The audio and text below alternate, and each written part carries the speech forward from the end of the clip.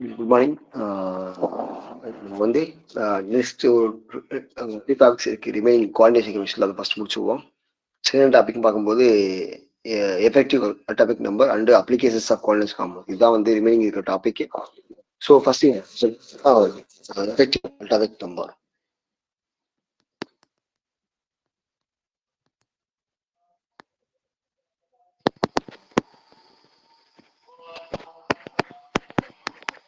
So இந்த effective number எதுக்கு use ஆகுது, ஏன் வந்து இது வந்து கண்டுபிடிக்கிறாங்க, என்ன பர்பஸ் அப்படின்னு பார்க்கும்போது எதை சொல்றதுக்கு அப்படின்னா ஒரு காம்ப்ளெக்ஸோட ஸ்டெபிலிட்டி சொல்றது. ஸ்டெபிலிட்டி ஓகேங்களா, ஸ்டெபிலிட்டி சொல்றது தான் இந்த எஃபெக்டிவ் அட்டாபிக் நம்பர் இஏன்றோட யூஸ் பண்ணி என்ன பண்றாங்க, அந்த பர்டிகுலர் காம்ப்ளெக்ஸோட ஸ்டேபிள் சொல்றாங்க. ஓகேங்களா, ஸோ இங்க இருக்க எஃபெக்டிவ் அட்டாபிக் நம்பர் வேல்யூ வந்து equal to stable கான்ஃபிகேஷன், Nobel case கான்ஃபிகேஷன் attend பண்ணிச்சு அப்படின்னா அது எப்படி இருக்கும், ஸ்டேபிளா இருக்கும், மோர் ஸ்டேபிளா இருக்கும். இல்லை அப்படின்னா இப்போ எக்ஸாம்பிளா 1836 இந்த மாதிரி இருந்தா இது என்னது, இது ஸ்டேபிள் கான்ஃபிகேஷன். இப்போ இது எப்படி இருக்கும், இது வந்து இஏ என்று ஒபே பண்ணும்.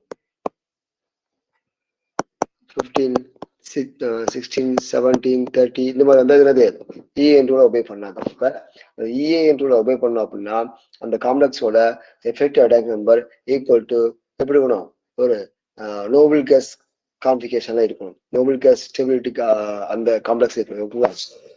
பார்த்துருவோம். In order to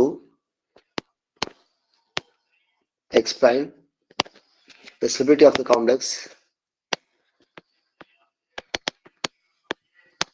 stability of the complex,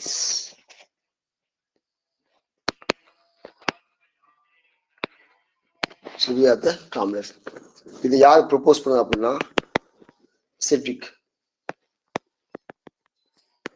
Sedgwick proposed the effective atomic number. அப்படின்னா இந்த இஏஎன் கான்செப்ட் கொண்டு வந்து ஒரு காம்ப்ளெக்ஸோட ஸ்டெபிலிட்டி பத்தி சொல்றாரு, ஸ்டெபிலிட்டி பத்தி சொல்றாரு. ஓகேங்களா, அப்ப எஃபெக்டிவ் அட்டாமிக் நம்பர் என்ன அப்படின்னா it can be defined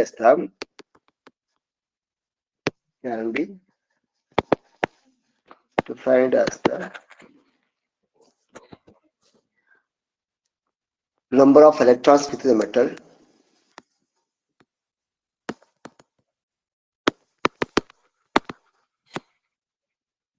number of electrons with the metal atom or ion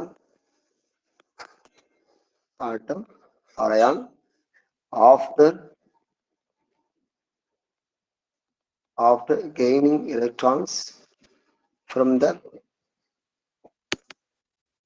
ligand.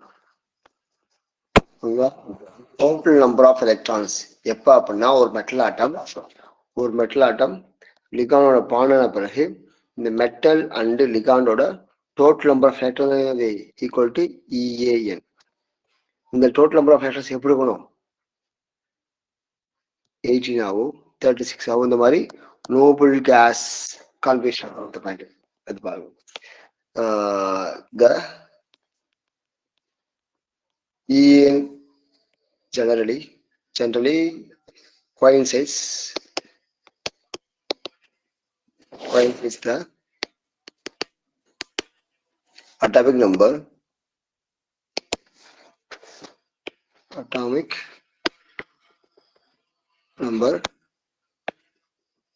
nearest noble gas in most of the cases. அப்ப ஒரு காம்ப்ளெக்ஸ் எடுத்துட்டு அதுக்கு வந்து நம்ம வந்து இஎன்டோட செக் பண்றோம் அப்படின்னா அதோட அந்த அட்டாமிக் நம்பர், அதாவது total number of electrons is equal எப்படி இருக்கணும், atomic number of the nearest noble gas. ஓகேங்களா, சப்போஸ் இப்ப இருந்தா அது எப்படி இருக்கும், ஸ்டேபிளா இருக்கும். அது வந்து இதை ஒபே பண்ணும், இஎன்டோல ஒபே பண்ணும், இஎன்டோ சிம்பிளா. ஓகேங்களா, இது கிடையாது. அதுக்கு என்ன பண்றாங்க அப்படின்னா இந்த இஎன்டோல எப்படி வந்து கண்டுபிடிக்கிறாங்க அப்படின்னா யூசிங் 2 மெத்தட்ஸ். பாத்தீங்கன்னா axis state method, oxygen state method.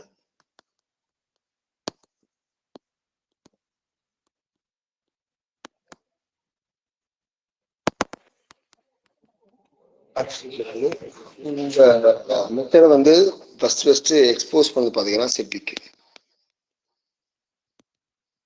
ஓகேங்களா? So the metal ion will combine the metal ion will continue accepting electron pairs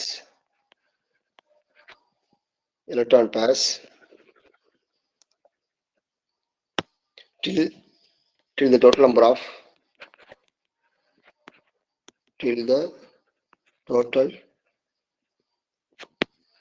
of electrons in the metal ion or metal ion and those donated by ligands is equal to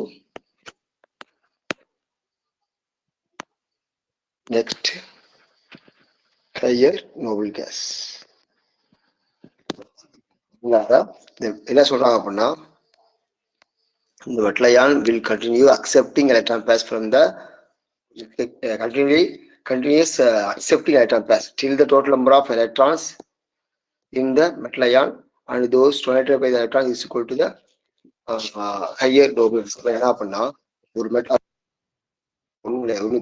ஒரு metal வந்து மானோட ligand ஆகும்போது மெட்டலோட electrons அது மட்டும் இல்லாம அந்த ligand கொடுக்குற எலக்ட்ரான்ஸை accept பண்ணிக்கிட்டு அதுக்கிட்ட இருக்கிற total number of electrons is equal to noble gas configuration. Example formula பார்த்தீங்கன்னா EAN ஈக்குவல் டு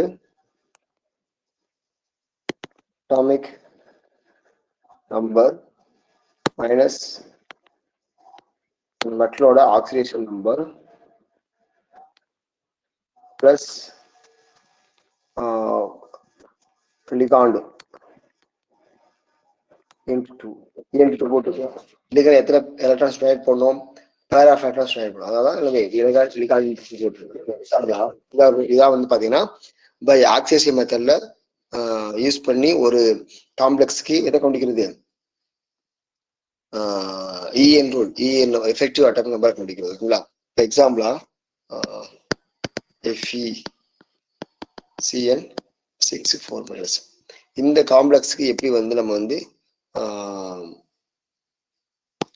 அதாவது EN கண்டுபிடிக்கிறது பார்ப்போம். ஃபர்ஸ்ட் என்ன formula EAN equal to atomic number, எதோட atomic number Fe atomic number 26. அடுத்து இங்க இருக்கு Fe charge Fe2 plus -2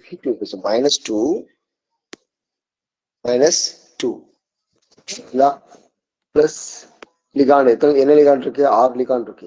ligand எத்தனை எலக்ட்ரான் கொடுக்கும், 2 எலக்ட்ரான் கொடுக்கும். அப்ப அதாவது சிம்பிளிஃபை என்ன வரும், புரியுங்களா? இது 24 இது 12 கூட்டினா 36. இது எதோட கான்ஃபிகரேஷன், 36 எதோட கான்ஃபிகரேஷன் சொல்லுங்க பாப்பா. நோபல் கேசஸ்ல இந்த 36 எதோட கான்ஃபிகரேஷன்,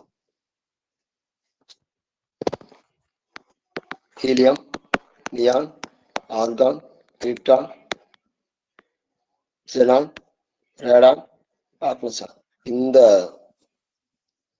நோபல் கேசஸ்ல 36 அப்படின்றது வந்து எதோட அட்டாமிக் நம்பர் சொல்லுங்க.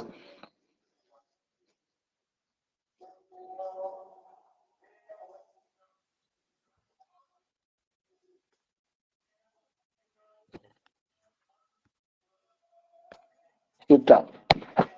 கிரிப்டான் தான். ஓகேங்களா? அப்ப இந்த கிரிப்டானோட இந்த நோபல் கேசஸோட அந்த நம்பர் ஆஃப் அதாவது அட்டாமிக் நம்பரவோ இல்ல அந்த ஸ்டேபிள் ஸ்டேஜவோ அட்டைன் பண்றதுனால இந்த காம்ப்ளெக்ஸ் ஒபைத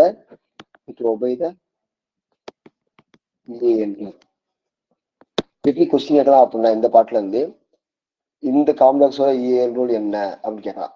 இல்ல இந்த காம்ப்ளெக்ஸ் EN ரூல ஒபே பண்ணாதான் ரெண்டும் ஒண்ணுதான். ஆனா இந்த மாதிரி கொஸ்டின் கேட்கலாம். இந்த மாதிரி மெத்தட்ல இதுதான் வந்து பாத்தீங்கன்னா ஆக்சிடேஷன் மெத்தட். அதாவது ஆக்சிடேஷன் மெத்தட்ல இயர் கவுண்ட் பண்றது. ஓகேங்களா? இன்னொரு எக்ஸாம்பிள்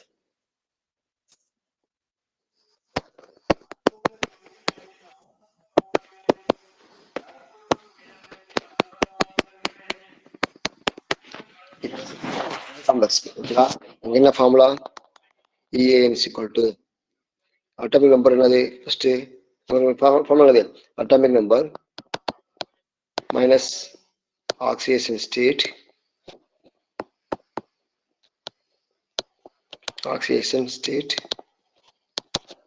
plus ligand into 2 ஓகேங்களா? அப்புறம் வரும் லிக்விட் என்னது? 28 மைனஸ் ஆக்சிஜன் ஸ்டேட் என்னது? 0. ஏன் 0? இங்க என்ன இருக்கு? 0 இருக்கு. இந்த லிகாண்ட் என்ன லிகாண்டு? நியூட்ரல் லிகாண்ட் அப்படின்னா வரும் 0 தான் வரும். ஓகேங்களா? பிளஸ் லிகாண்ட் எத்தனை லிகாண்ட் இருக்கு? 4 into 2 அப்ப 28 plus 8 ரூட்னா 36. அப்ப இது ஒர்க் பண்ணும் EAN ரூல் அப்ளை பண்ணும். ஓகேங்களா? வெனேடியம் CO6 இதுக்கு அதே மாதிரி EAN is equal to இதோட atomic number scandium, titanium, vanadium 23. ஓகேங்களா? இங்க இருக்கு இது ஆக்சிஜன் ஸ்டேட் 0 பிளஸ் எத்தனை லிகாண்ட் இருக்கு? 6 லிகாண்ட் இருக்கு. இன்டு 2 கூட்டினா 23 பிளஸ் 12 கூட்டினா 35. அப்ப இது என்ன பண்ணாது? என்ன கிடையாது? ஒரு நோபல் கேஸோட அட்டாமிக் நம்பர் கிடையாது. ஸோ இது ஸ்டேபிளா இருக்காது. So it not obey the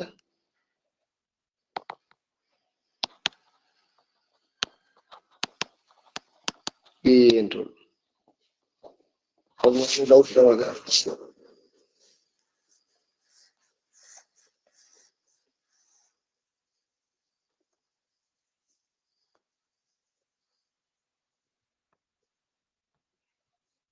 ma'am ஏதாவது டவுட் சொல்லுங்க மேம். கேட்கல மேம். சரி, EAN ரூல் வந்து ஒன்லி நோபல் கேஸ்க்கு மட்டும் தான் ஒபே பண்ணும், வேற எதுக்கும் ஒபே பண்ணாது, அப்படிதானே? ஆமா நோபல் கேஸ் வச்சு தான் EAN ரூல் வந்து ஸ்டேபிளா சொல்றாங்க. ஸ்டேபிளா இருக்கும், வேற எந்த காம்பவுண்டுக்கும் ஸ்டேபிளா இருக்காது.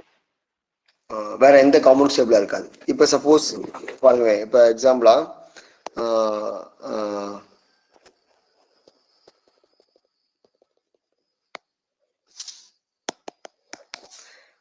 இப்ப Cl. ஓகேங்களா? இப்ப Cl வந்து ஸ்டேபிளா அன்ஸ்டேபிளா? குளோரின்றது வந்து ஸ்டேபிளா அன்ஸ்டேபிளா?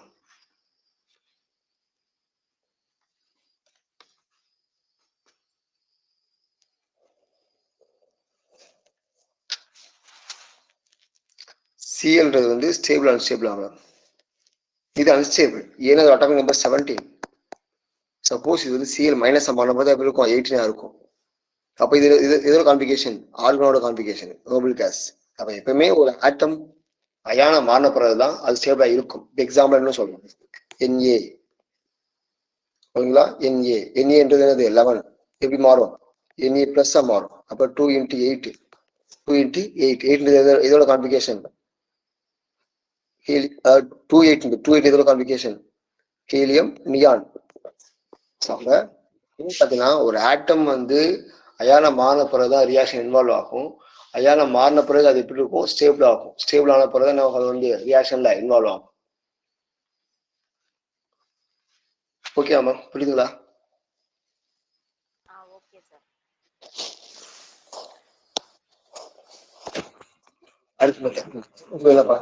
ஆக்சிடேஷன் பார்ப்போம். செகண்ட் மெத்தட் பாத்தீங்கன்னா எலக்ட்ரான் கவுண்ட் மெத்தட்.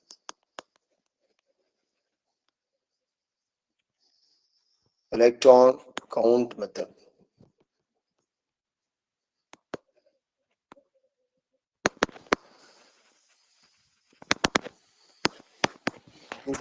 சிம்பிளா என்ன பண்ணிடலாம் அப்படின்னா, எக்ஸாம்பிளா இங்க என்ன பண்ணோம்?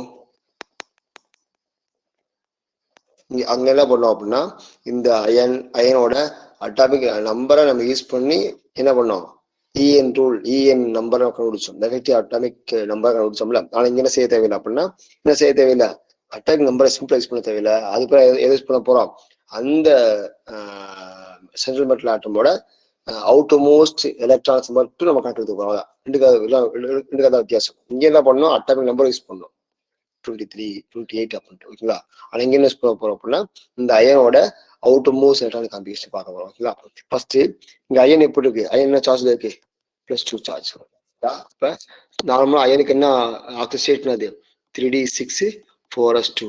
சப்போஸ் அயன் 2+ அப்படின்னா எப்படி இருக்கும், 3d6 4s0 இருக்கும், ஓகேங்களா. அப்ப இந்த அயனோட அவுட்டர் மோஸ்ட் எலக்ட்ரானிக் கான்ஃபிகரேஷன் பார்த்தீங்கன்னா என்னது 6, ஓகேங்களா. அப்ப இந்த 6 மேல என்ன செய்ய போறோம், நம்ம வந்து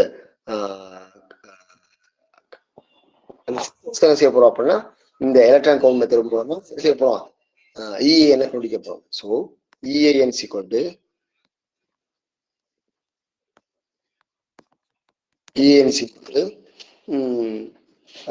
எத்தனை எலக்ட்ரான்ஸ் இருக்கு மெட்டீரியல்ல, 6 எலக்ட்ரான்ஸ் இருக்கு, 6+. அது எத்தனை லிகாண்ட் இருக்கு, 6 லிகாண்ட் இருக்கு, ஓகேங்களா. ஒரு லிகாண்ட் எத்தனை எலக்ட்ரான் கொடுக்கும், 2 எலக்ட்ரான் கொடுக்கும். அப்போ டோட்டல் எவ்வளோ வரும், 6 + 12 = 18. அப்போ 18 வந்து நோபல் கேஸ் கால்குலேஷன் இல்லை, 18 அப்படின்றது வந்து நோபல் கேஸோட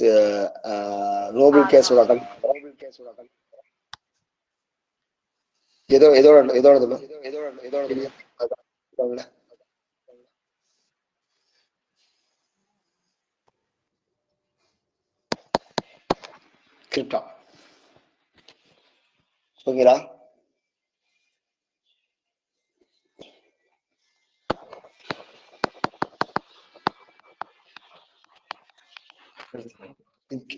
இங்க அதே மாதிரி கோபால்ட்டுக்கு ஆக்சுவலா அப்படின்னா 3d7 4s2. இதே இங்க இருக்க கோபால்ட் சார்ஜ் கோபால்ட் 2+, கோபால்ட் 2+ அப்படின்னா வரும் 3d7 வரும். அப்ப என்ன பண்ணும் 7, ஓகேங்களா. 7 + 6 × 2 + 7 + 12 கூட்டினா 19 வரும். 19 ஏதோ கான்ஃபிகரேஷன் தான், 19 வந்து எந்த நோபல் கேஸோட கான்ஃபிகரேஷன்.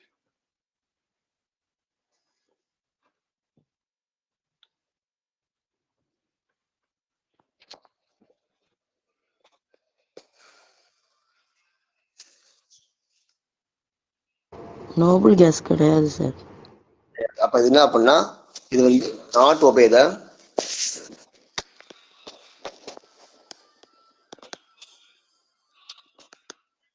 த EAN ரூல். அப்ப இஸ் அன்ஸ்டேபிள். இது ஸ்டேபிள், அவ்வளவுதான். இதுதான் நம்ம EAN ரூல். பை ஆக்சிடேஷன் மெத்தட்ல கண்டுபிடிக்கிறது. அடுத்து தானே சார், 18 தான் வந்து ஆர்கான் தானே sir. Helium neon argon. Okay, argon.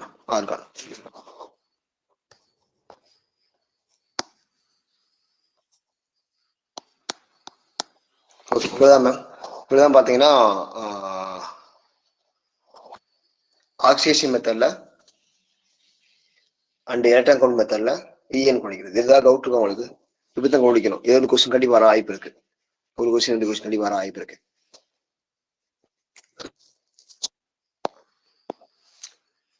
இது டவுட் இல்லாட்டி நம்ம நெக்ஸ்ட் டாக் போயிடலாம்.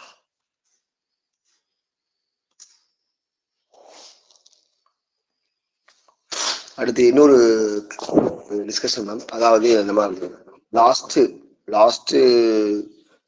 UGDRPல ஃபர்ஸ்ட் மார்க் பாத்தீங்கன்னா 134 ஜெனரல்ல. அதே ஜெனரல்ல ஃபர்ஸ்ட் மார்க் பாத்தீங்கன்னா 106, ஓகேங்களா. ஸோ 134 to 106 யார் வர்றாங்க, ஜெனரல் வர்றாங்க. ஸோ டீம் வந்து இந்த 106 இருக்கக்கூடாது, 134 தான் இருக்கணும், ஓகேங்களா. அதாவது என்ன சொல்ல வர அப்படின்னா, ஒரு அபோவ் 150 அபோவ் ஆர் 120 எடுத்தா மட்டும் நம்ம சேஃப். ஏன்னா இதுல இது ஈஸியா எடுத்துடலாம். ஏன் எடுத்துடலாம் அப்படின்னா, இதுல என்ன இருக்கு, நம்ம ஒன்லி மேஜர் மட்டும் தான் இருக்கு, வேற எதுவும் எக்ஸ்ட்ரா கிடையாது, ஈஸியா எடுத்துடலாம். அப்ப லாஸ்ட் கட் ஆஃப் தெரிஞ்சுக்கோங்க. நம்ம வந்து எப்பயுமே பார்த்தீங்கன்னா நம்ம வந்து எய்ம் பண்ணி படிக்கும் போது கம்யூனிட்டி வைஸ் நம்ம எதுவும் எய்ம் பண்ணி படிக்கக்கூடாது. கம்யூனிட்டியில் இவ்வளோ மார்க் வருது, எம்பிசியில் வருது, பிசியில் வருது, ஐசியில் வருது, அந்த மாதிரி நம்ம எய்ம் பண்ணி படித்தோம் அப்படின்னா நம்ம வந்து அது கீழே தான் வர முடியும். அது கீழே நம்ம மார்க் வரும். ஸோ நம்ம லாஸ்ட்டு எக்ஸாமில் ஜென்ரலில் எவ்வளோ மார்க்குள்ள போஸ்டிங் போயிருக்காங்க அதை எய்மே நான் படிக்கணும். ஓகேங்களா? ஸோ 134 தான் ஃபர்ஸ்ட் மார்க்கு போன யூஜியில், 106 ஜென்ரல் லாஸ்ட் மார்க். ஓகேங்களா? அப்போ இதுவே நமக்கு எய்ம் கிடையாது, இதுதான் நமக்கு எய்ம். ஸோ நம்ம என்ன செய்யணும், மேக்ஸிமம் 120 எபோவ் எடுக்கிற மாதிரி நம்ம வந்து ப்ரிப்பேர் பண்ணணும். அப்படி எடுத்தால் மட்டும்தான் செய்ய முடியும், நமக்கு வந்து கண்டிப்பா போஸ்டிங் அடிக்க முடியும். ஓகேங்களா?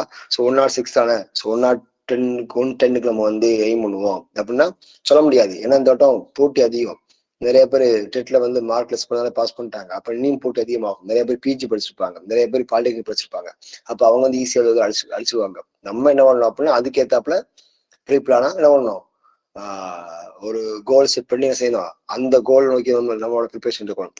இப்ப மறுபடியும் போய் இந்த கம்யூனிட்டி வைஸ்ல எவ்வளவு மார்க் தான் வந்திருக்கு, ஸோ இவ்வளவு மார்க் எய்ம் பண்ணுவோம் அப்படின்னு படிச்சோம்னா நம்ம வந்து கண்டிப்பா சக்சஸ் பண்ண முடியாது. ஸோ கோல் வச்சு படிங்க, ஹை கோல் வச்சு படிங்க. இப்போ எக்ஸாம்ல போன எக்ஸாம் இப்போ மார்க் அப்புறம் இந்த 134 வச்சு படிங்க, பிரச்சனை இல்லை. 134 தான் நம்ம எய்ம், அந்த மாதிரி வச்சு படிங்க.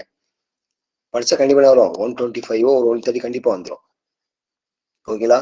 ஸோ அந்த மாதிரி பிளான் பண்ணி படிங்க. நான் வந்து அந்த ரிசல்ட் காப்பி உங்களுக்கு வந்து நான் குரூப்ல போட்டு விடுறேன், அதை நீங்க பாருங்க.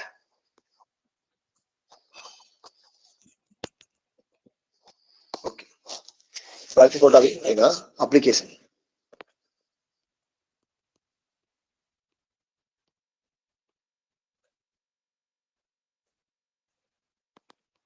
Application of compounds. ஓகேங்களா?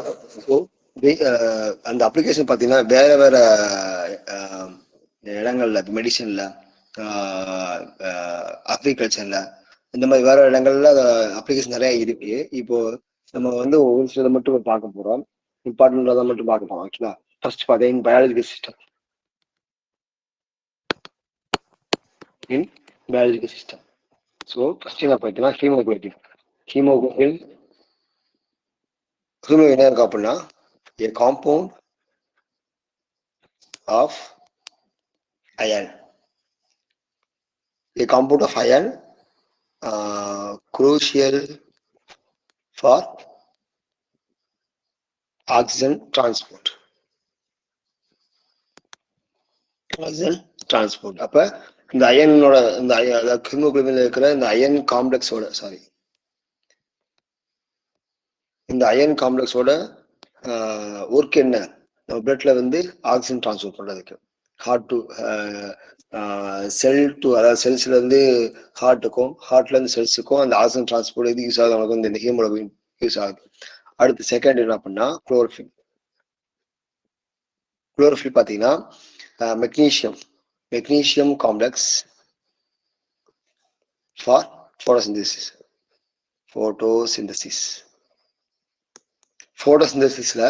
மெக்னீசியம் காம்ப்ளெக்ஸ் யூஸ் ஆகுது. ஓகேங்களா? So in chlorophyll. அடுத்து a cobalt complex, cobalt vitamin B also, a cobalt complex used in vitamin B12. இதுல முக்கியமான ஈசஸ் அதான் மட்டும் மென்ஷன் பண்ணியிருக்கேன். இது எங்க அப்படின்னா இன் பயாலஜிக்கல் சிஸ்டத்துல. ஓகேங்களா? அடுத்து மெடிசன்ல பார்க்கும்போது ஃபர்ஸ்ட் நமக்கு ஆல்ரெடி தெரிஞ்சதுதான் சிஸ்பிளாட்டினம். ஓகேங்களா? சிஸ்பிளாட்டினம் formula platinum N+32 Cr2 is used in cancer chemotherapy, cancer treatment. ஓகேங்களா? cancer chemotherapy to treat tumors. டியூமருக்கு ஆப்போசிட்டா ஆக்ட் பண்றதுக்கு எது யூஸ் ஆகுது, இந்த சிஸ்பிளாட்டினம் யூஸ் ஆகுது. அடுத்து EDTA complex used in treatment of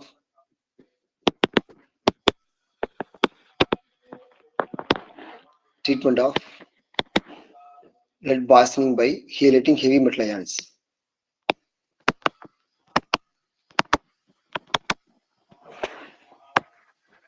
By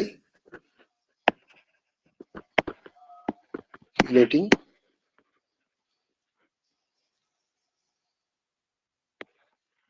heavy metal ions.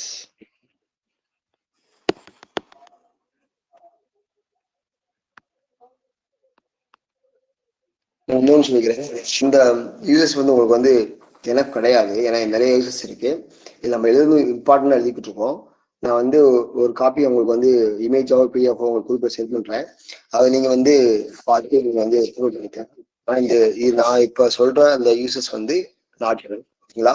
So அதனால நீங்க என்ன பண்ணீங்க, நான் அனுப்புற அந்த இதை வந்து நீங்க வந்து நோட் பண்ணி வச்சு அதையும் படிச்சுங்க. டெக்னிக்ல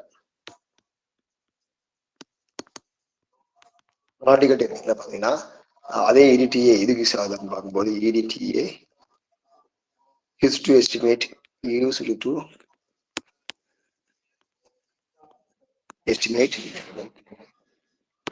the hardness of water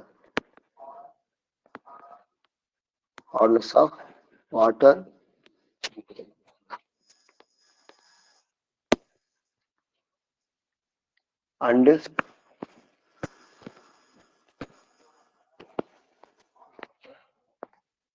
in volumetric analysis.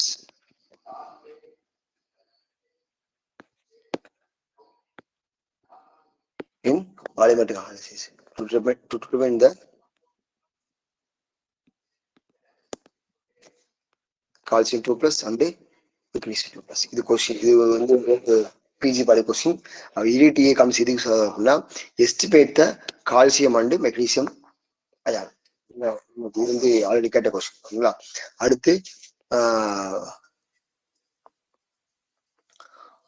iron 3+ is detected using K4FeCN6, which forms a Prussian blue complex. இந்த காம்ப்ளெக்ஸ் யூஸ் பண்ணி செய்யலாம் அப்படின்னா என்ன கவுண்டிக்கலாம் சொல்றாங்க, அங்க வந்து அயர்ன் 3+ இருக்கா இல்லையா சொல்லி கவுண்டிக்கலாம் சொல்றாங்க, ஓகேங்களா? இது எங்க அப்படின்னா அனாலிட்டிக்கல் டெக்னிக்ல, ஓகேங்களா? அடுத்து இண்டஸ்ட்ரியல் கேட்டலிஸ்ட், இண்டஸ்ட்ரீஸ்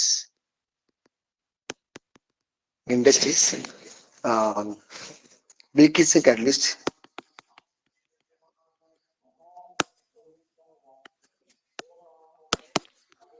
rhodium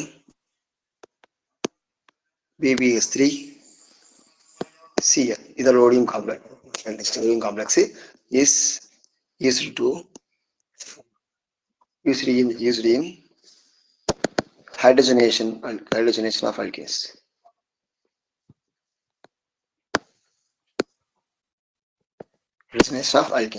ஒரு அல்கேன்ஸை ஹைட்ரஜனேட் பண்றதுக்கு என்ன யூஸ் ஆகுது, இந்த வில்கின்சன் கேட்டலிஸ்ட் யூஸ் ஆகுது, ஓகேங்களா? Ziegler-Natta catalyst.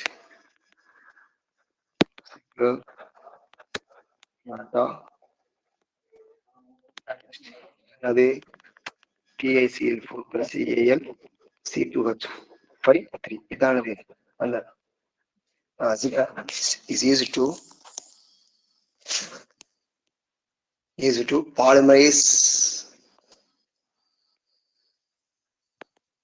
polymerize ethene into polyethylene. இது முக்கியம் கேட்டிருக்காங்க. ஜிக்லர் கேட்டலிஸ்ட் வந்து அதோட வேலை என்னன்னு பார்க்கும்போது அது வேலை என்னது, பாலிமரைசேஷன் ஆஃப் ஈத்தீனை இப்படி கேட்கலாம். பாலிமரைசேஷன் கேட்டலிஸ்ட், பாலிமரைசேஷன் காம்ப்ளெக்ஸ் எதுக்கு யூஸ் ஆகுது அப்படின்னு கேட்கலாம். எதுக்கு அதாவது ஈத்தீனை வந்து அது அந்த பாலிமரைசேஷன் கேட்டலிஸ்ட் என்னன்னு கேட்கலாம், எது ஜிக்லர் கேட்டலிஸ்ட், ஓகேங்களா? அதே மாதிரி ஹைட்ரஜனேஷன் ரியாக்ஷனுக்கு நம்ம என்ன கேட்டலிஸ்ட் யூஸ் பண்றோம், வில்கின்சன் கேட்டலிஸ்ட் யூஸ் பண்ணலாம், இந்த மாதிரி கேட்கலாம், ஓகேங்களா?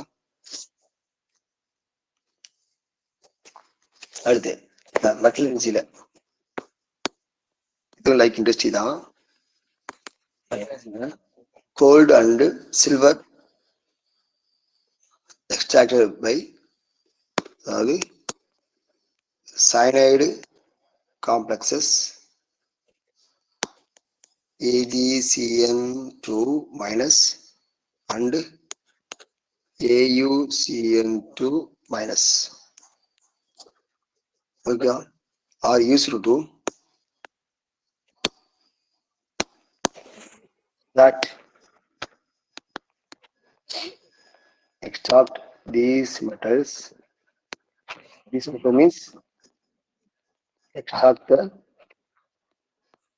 gold and silver metals from their ores. ஓகேங்களா? அப்ப சில்வர் அண்ட் கோல்டு எக்ஸ்ட்ரா பண்றாங்க, ஓர்ஸ் எக்ஸ்ட்ரா பண்றாங்க யூசிங் தீஸ் காம்ப்ளெக்சஸ். இந்த காம்ப்ளெக்ஸ் யூஸ் பண்ணி கோல்டு தனியா சில்வர் தனியா இருந்து எக்ஸ்ட்ரா பண்ணலாம் சொல்றாங்க, அதோட ஓர்ல இருந்து எக்ஸ்ட்ரா பண்ணலாம்னு சொல்றாங்க. Nickel is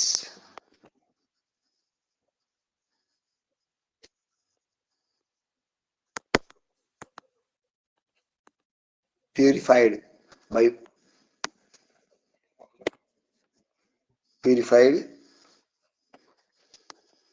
forming the volatile complex.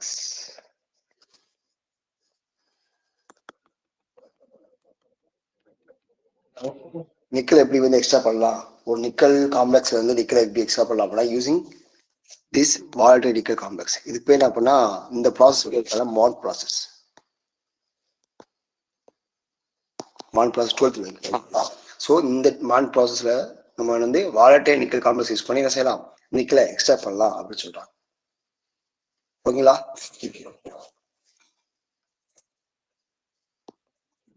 Electroplating and photography.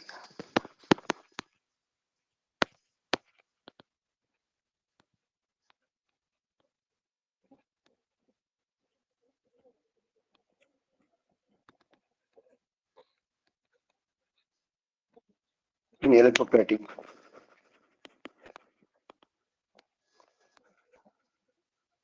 cyanide complexes like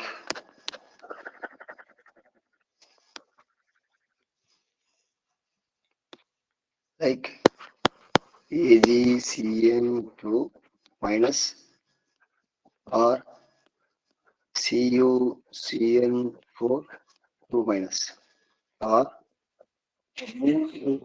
for thin smooth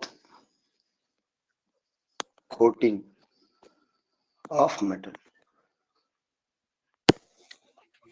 என்ன பண்ணலாம், இந்த காம்ப்ளெக்ஸ் யூஸ் பண்ணி என்ன பண்ணலாம், ஒரு மெட்டல் மேல கோட்டிங் பண்றாங்க. இப்போ எக்ஸாம்பிளா சில்வர் கோட்டிங், கோல்டு கோட்டிங் பண்றாங்கல்ல, அந்த கோட்டிங்கை வந்து ரொம்ப தின்னா பண்றதுக்கும் ரொம்ப ஸ்மூத்தா பண்றதுக்கு, ஓகேங்களா, சர்ஃபேஸ் ஸ்மூத்தா இருக்கிறதுக்கும் அது தின்னா பண்றதுக்கும் என்ன பண்ணுவாங்க, இந்த காம்ப்ளெக்ஸ் யூஸ் பண்ணி என்ன பண்ணுவாங்க, எலக்ட்ரோபிளேட்டிங் மெத்தட்ல கோட் பண்ணுவாங்க. ஓகேங்களா, using these methods, these complexes. ஓகேங்களா, அடுத்து என்ன, in photography, sodium thiosulfate forms complex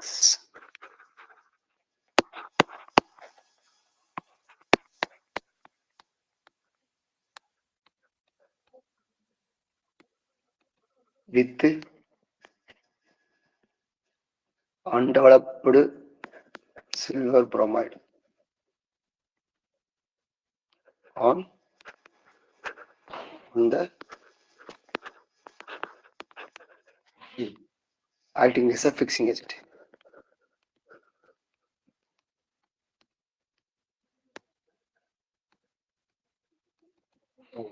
இப்போ இந்த ஃபிக்ஸிங் ஏஜென்ட் என்ன செய்யும் அப்படின்னா, ஃபோட்டோகிராஃபியில், அதாவது அந்த ஃபில்மில் வந்து இருக்கிற அந்த சில்வர் புரோமைடோட அன்டெவலப்டு சில்வர் புரோமைடை வந்து என்ன பண்ணால் டெவலப் பண்ணி அதோட இமேஜ் டெவலப்பிங் வந்து என்ஹான்ஸ் பண்ணும். இது வந்து இந்த ஃபிக்ஸிங் ஏஜென்ட். ஓகேங்களா? இது போல தான் பார்த்தீங்கன்னா நம்மளுக்கு வந்து யூஸ்வலாக நம்ம வந்து இம்பார்ட்டண்டாக படிக்க வேண்டியது இன்னும் தேவை. நான் வந்து அதோட பிடிஎஃப் உங்களுக்கு அனுப்பிச்சு விட்றேன். நீங்கள் அதையும் கொஞ்சம் ரெஃபர் பண்ணி நோட்ஸ் எடுத்து வச்சுக்காங்க. ஓகேங்களா? ஸோ ஓகே, ஏதாவது உங்களுக்கு கிளாரிட்டி இந்த இந்த 2 டாப்பிக்கில் அதாவது கோஆர்டினேஷன் டாபிக் இதோட முடிஞ்சுச்சு. இந்த டாப்பிக்கோட கோஆர்டினேஷன் முடிஞ்சுச்சு. அடுத்த டாபிக் பார்த்தீங்கன்னா நியூக்ளியர் கெமிஸ்ட்ரி இருக்கு. அதை வந்து நம்ம வந்து நாளைக்கு மார்னிங் ஸ்டார்ட் பண்ணுவோம். நாளைக்கு மார்னிங் என்ன வெள்ளிக்கிழமை வந்து நாளைக்கு மார்னிங் ஸ்டார்ட் பண்ணுவோம் நியூக்ளியர் கெமிஸ்ட்ரி. ஓகேங்களா? ஸோ அதுக்கடுத்து இந்த கோஆர்டினேஷன் போர்ஷன் ஃபுல்லாகவே டெஸ்ட். அதுக்கு படிக்க உங்களுக்கு எத்தனை தேவைப்படுது, அந்த போர்ஷன் ஃபுல்லாக படிக்க உங்களுக்கு எத்தனை தேவை, அதை மட்டும் சொல்லிட்டீங்க அப்படின்னா நம்ம வந்து அதுக்கேற்ற நான் கொஸ்டின் எடுத்துருவேன். அதனால தான்